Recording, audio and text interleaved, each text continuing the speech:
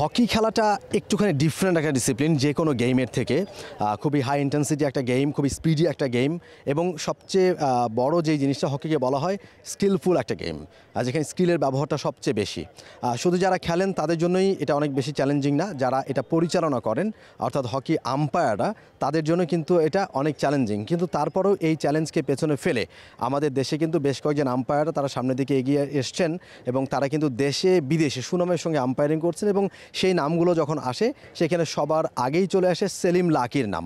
ঠিক এই মুহূর্তে আমরা সেলিম লাকিকে পেয়ে গেছি, বাংলাদেশের ইন্টারন্যাশনাল হকি আম্পায়ার, এবং তিনি কিন্তু বেশ কয়েক বছর ধরে সুনামের সঙ্গে দেশে এবং দেশের বাইরে হকি ম্যাচ পরিচালনা করছেন এবং এখন পর্যন্ত প্রায় 47টা ইন্টারন্যাশনাল হকি ম্যাচও পরিচালনা করেছেন এবং সামনে আরেকটা ভালো অপরচুনিটি তিনি পেয়েছেন, যেটা ইন্টারন্যাশনাল হকি ফেডারেশন তাকে সেই সুযোগটা করে দিয়েছে, এশিয়ান হকি ফেডারেশন, এবং তার মুখ থেকে আসলে সেই বিষয়ে আমরা শুনবার জন্য আজকে তাকে আমরা ডেকেছি।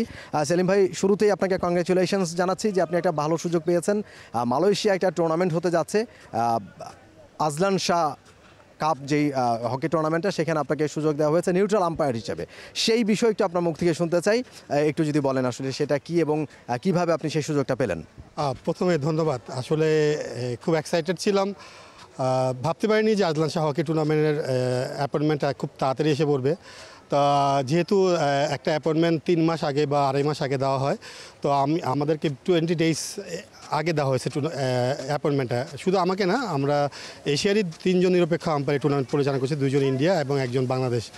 তো এর আগে বিভিন্ন ইউরোপ থেকে, অস্ট্রেলিয়া থেকে, আমেরিকা থেকে ওরা নিরপেক্ষ থাকতো, কিন্তু এই প্রথম এশিয়ান হকি ফেডারেশন তাদের আম্পায়ারকে মনোনীত করছে এই টুর্নামেন্টের জন্য। সেই জন্য ধন্যবাদ এশিয়ান হকি আম্পায়ার কমিটিকে যে আমাদেরকে নমিনেশন করার জন্য। আর আরেকটা হলো যে আমি 2016 সালে আজলান শাহ হকি একাডেমির একটা কোর্স করতে গিয়েছিলাম। তো তখন দেখলাম আজলান শাহ হকিতে সবাই আম্পায়ারিং করতেছে, আমি নিজেও একজন আম্পায়ার, অ্যাডভান্স প্যানেলের আম্পায়ার কোর্স করতে গিয়েছিলাম সেখানে। তো ওই ড্রিমটা ছিল, তো ড্রিমটা আল্লাহ পূরণ করে দিয়েছে, সেই জন্য লাখ লাখ শুকরিয়া আলহামদুলিল্লাহ আল্লাহর কাছে। আর সব তো সবারই থাকে ভালো কিছু করার, তো লিডিং প্যানেলের জন্য তৈরি হচ্ছি, যেহেতু আমাকে একটা ধাপ ক্রস করতে হবে লিডিং প্যানেলের জন্য। তো সেই জন্য দেশের বাংলাদেশের হকিকে কোথায় নিয়ে যাওয়া যায় সেই প্রচেষ্টার জন্য চেষ্টা করতেছি যে আরও এগিয়ে নেওয়ার জন্য। এই টুর্নামেন্টটা যদি ভালো করতে পারি হয়তো বা সামনের দিকে ওয়ার্ল্ড প্যানেলের যে সুযোগটা সেটাও পেয়ে যেতে পারি ইনশাআল্লাহ। দেশের 1 নম্বর নেটওয়ার্কে মাইজিপি অ্যাপে রিচার্জ হবে এমবি ছাড়াই 1 ক্লিকে। আপনি অলরেডি এলিট প্যানেলে যুক্ত হয়ে গেছেন, বেশ কিছুদিন হয় ইন্টারন্যাশনাল হকি ফেডারেশন আপনাকে সেখানে যুক্ত করেছেন এবং আপনি বাংলাদেশ থেকে বিদেশে গিয়ে বিদেশের মাটিতে অনেক ম্যাচ পরিচালনা করেছেন। দেশের বাইরে আমরা সব মিলিয়ে জানি যে আপনার প্রায় 50-র কাছাকাছি ম্যাচ আপনি পরিচালনা করছেন, আর কয়েকটা ম্যাচ করলে হয়তো 50 পূরণ করবেন। সেই জায়গা থেকে যদি একটু এক্সপিরিয়েন্স শেয়ার করেন আমাদেরকে, আসলে যে দেশের বাইরে বা ইন্টারন্যাশনাল যে সার্কিটে ম্যাচ পরিচালনা করাটা ইজি, নাকি এই যে ঘরোয়া হকি পরিচালনা করছেন এখানে অনেক কথা আমরা শুনি, আম্পায়ারদের নিয়ে অনেক অভিযোগ শুনি, সেই জায়গা থেকে কি একটু বলবেন যে আসলে কোনটা বেশি টাফ চ্যালেঞ্জ মনে হয় আপনাদের কাছে?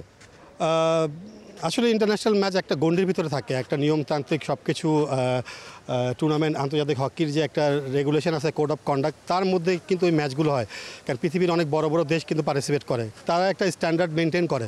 তো লোকাল, যেহেতু শুধু বাংলাদেশে হকির লোকাল না, সারা পৃথিবীতে যে লোকাল খেলা আছে, যে দেশেরই আম্পায়ার লোকাল আম্পায়ারিং করে সব জায়গায় ছোটোখাটো প্রবলেম থাকে বা একটু বড়সড় প্রবলেমই হয়ে থাকে। খেলায় অনেকে আম্পায়ারের ডিসিশন মানে না, রেফারির ডিসিশন মানে না, তো এটা হয়। তো প্রেশারটা কিন্তু দেশীয় খেলাতে কিন্তু প্রেশারটা একটু বেশি থাকে, কারণ হলো সবার সাথে আমাদের চিন পরিচয় থাকে। কারণ সবাই আমরা একসাথে উঠবস করি, হয়তো আমাদের খেলা শেষ হয়ে যাবে আগামী 19 তারিখ, এরপরে কিন্তু সবার সাথে সবার সম্পর্ক থাকবে। কিন্তু খেলার মাঝখানে কিন্তু কেউ কাউকে ছাড় দেয় না, সে টিমের বেলায় হোক আর আম্পায়ারের বেলা হোক। আমি আমার মাঠে যে কাজগুলো আছে আমি করব, আমি যেটা ভালো মনে করি বা যেটা আমি রুলস রেগুলেশনের মধ্যে যেটা আছে সেটাই আমি করার চেষ্টা করি। এবং দেখা যায় যে আমাদের 27-28 মাস পরে টুর্নামেন্ট হয় বা লিগ হয়। তো যেই প্রবলেমগুলো হচ্ছে যে আমরা নতুনত্ব কিছু নিয়ে কাজ করতেছি, কিন্তু অনেক টিমগুলো আছে বা ক্লাবগুলো আছে তারা নতুনত্বর মধ্যে নেই, বা তারা মাত্র চর্চা শুরু করছে, যে চর্চা করতে করতে খেলাই শেষ হয়ে যাচ্ছে। তো সেই জিনিসটা যে গ্যাপগুলো হচ্ছে, সেই গ্যাপের কারণে কিন্তু আজকে সাফারার কিন্তু আমাদের টেকনিক্যাল অফিসিয়াল আম্পায়াররা। মানে বিষয়টা হচ্ছে এরকম, আপনি যেটা বলছেন যে আসলে ইন্টারন্যাশনাল এরিনাতে গিয়ে যখন আপনার ম্যাচ পরিচালনা করেন তার থেকে ঘরোয়া হকিতে ম্যাচ পরিচালনা করতে প্রেশারটা একটু বেশি থাকে। তার কারণটা হচ্ছে যে যেহেতু হকি হকি নিয়মিত আপডেট হচ্ছে এবং ইন্টারন্যাশনাল হকি ফেডারেশন খেলাটাকে আরও বেশি জনপ্রিয় করতে তারা প্রতিনিয়ত অনেক নিয়মকানুন চেঞ্জ করছে, আমাদের প্লেয়াররা বা ক্লাবগুলো সেই নিয়মগুলো সম্পর্কে অতটা বেশি আপডেট না, বিষয়টা কি এরকমই? রাইট সেরকমই। কারণ হলো কি, আমাদের মুষ্টিমেয় কিছু প্লেয়ার জাতীয় দলে খেলে এবং বিগ স্পিডে কিছু প্লেয়ার আছে, বাকি সারা বাংলাদেশে কতগুলো প্লেয়ার হকি খেলে জাতীয় দলে। বা নিয়মতান্ত্রিক আমরা সারা বছরে 2-3টা টুর্নামেন্ট আমরা পার্টিসিপেট করি। আমরা দেশীয় যারা আছে তারাই কিন্তু ঘুরে ফিরে কিন্তু তারাই জাতীয় দলে খেলতেছে। ঘুরে দেখেন আপনি, গত 10 বছর যাবত আমাদেরকে কিন্তু বাই রোটেশন কিন্তু হাতে গোনা কয়েকটা প্লেয়ার এখনও কিন্তু রেগুলার খেলতেছে।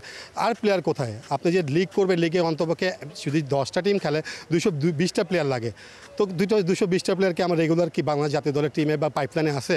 তো সেই জন্য যে সমস্যাগুলো হচ্ছে, তো আমি অনুরোধ করবো বাংলাদেশ হকি ফেডারেশনকে যে রেগুলারিটি রেখে খেলাগুলো যদি মাঠে রাখে, তাহলে আমাদের আম্পায়ারও ডেভেলপমেন্ট হবে, সাথে আমাদের হকিটাও ডেভেলপ হবে।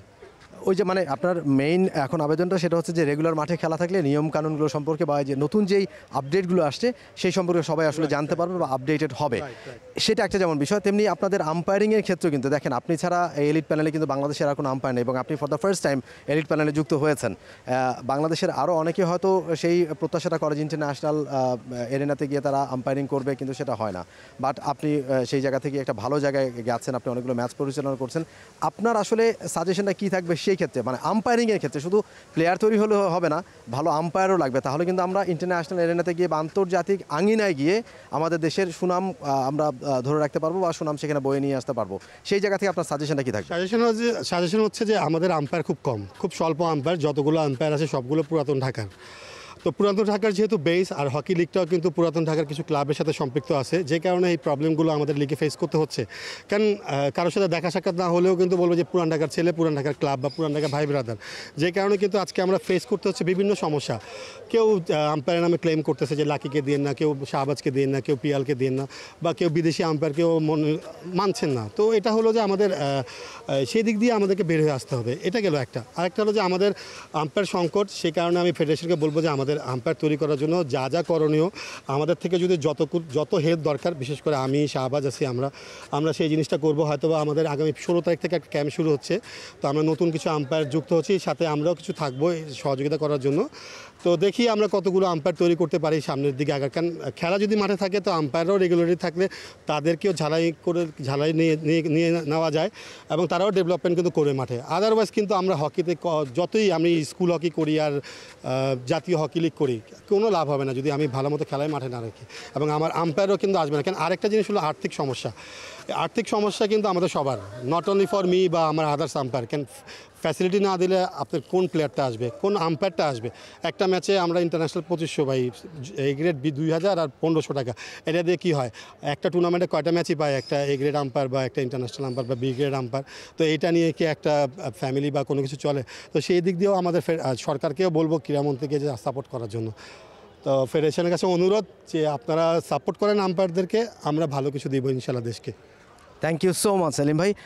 আসলে মানে শুধু যারা খেলেন বা শুধু খেলেই যে দেশে বিদেশে সুনাম অর্জন করা যায় সেটা কিন্তু নয়। একজন আম্পায়ার হিসেবে যে Selim Lucky Bangladesh international umpire elite প্যানেলে যুক্ত হয়ে গেছেন FIH-এর, এবং সেই জায়গা থেকে তিনিও কিন্তু আসলে প্লেয়াররা যেভাবে দেশের পতাকাকে বিদেশের মাটিতে ওড়ান, তিনিও কিন্তু বাংলাদেশের প্রতিনিধিত্ব করছেন এবং সেলিম লাকির পথ অনুসরণ করে নিশ্চয়ই আরও অনেকেই আসবেন এবং এভাবে করে আসলে ভালো আম্পায়ারিংয়ের মাধ্যমে বাংলাদেশের সুনাম অক্ষুণ্ণ রাখবেন, সেই প্রত্যাশা আমাদের। মোমিন Rohan, J Sports, Maulana Bhashani Hockey Stadium, Dhaka. For more updates, subscribe to our YouTube channel and click on the bell icon. Follow us on Facebook and Instagram. Download T Sports app to enjoy exciting games and highlights. Visit tsports.com.